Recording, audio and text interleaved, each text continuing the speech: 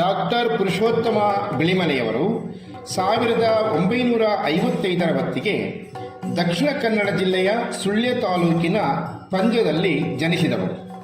ಪುತ್ತೂರಿನಲ್ಲಿ ಪದವಿ ಶಿಕ್ಷಣ ಪಡೆದ ಅವರು 1979ರಲ್ಲಿ ಮದ್ರಾಸು ವಿಶ್ವವಿದ್ಯಾಲಯದಿಂದ ಚಿನ್ನದ ಪದಕದೊಂದಿಗೆ ಸ್ನಾತಕೋತ್ತರ ಪದವಿಯನ್ನು ಗಳಿಸಿದರು.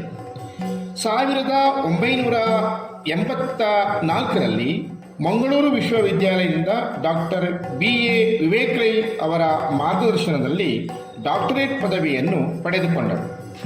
ಸುಳ್ಯದ ನೆಹರು ಮೆಮೋರಿಯಲ್ ಕಾಲೇಜು, ಮಂಗಳೂರು ವಿಶ್ವವಿದ್ಯಾಲಯ ಮತ್ತು ಹಂಪಿಯ ಕನ್ನಡ ವಿಶ್ವವಿದ್ಯಾಲಯದಲ್ಲಿ ಸೇವೆ ಸಲ್ಲಿಸಿದ ಡಾಕ್ಟರ್ ಬಿಳಿಮಲೆಯವರು 1998ರಿಂದ ದೆಹಲಿಯ ಅಮೆರಿಕನ್ ಇನ್ಸ್ಟಿಟ್ಯೂಟ್ ಆಫ್ ಇಂಡಿಯನ್ ಸ್ಟಡೀಸ್ನ ನಿರ್ದೇಶಕರಾಗಿ ಕೆಲಸ ಮಾಡಿದರು.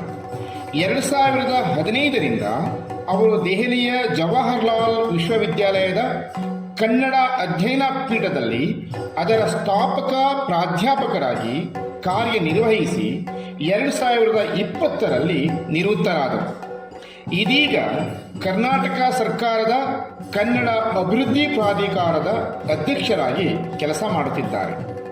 ಭಾಷೆ, ಸಾಹಿತ್ಯ ಮತ್ತು ಸಂಸ್ಕೃತಿಗಳ ಕ್ಷೇತ್ರಗಳಲ್ಲಿ ವಿಶೇಷ ಆಸಕ್ತಿ ಇರುವ ಡಾಕ್ಟರ್ ಪುರುಷೋತ್ತಮ ಬಿಳಿಮಲೆಯವರು ಕಳೆದ 40 ವರ್ಷಗಳಿಂದಲೂ ಸಂಶೋಧನಾ ಕ್ಷೇತ್ರದಲ್ಲಿ ಕೆಲಸ ಮಾಡುತ್ತಾ ಬಂದಿದ್ದಾರೆ. ವಿಶ್ವದ ಅನೇಕ ವಿಶ್ವವಿದ್ಯಾಲಯಗಳಲ್ಲಿ ಉಪನ್ಯಾಸಗಳನ್ನು ನೀಡಿದ್ದಾರೆ.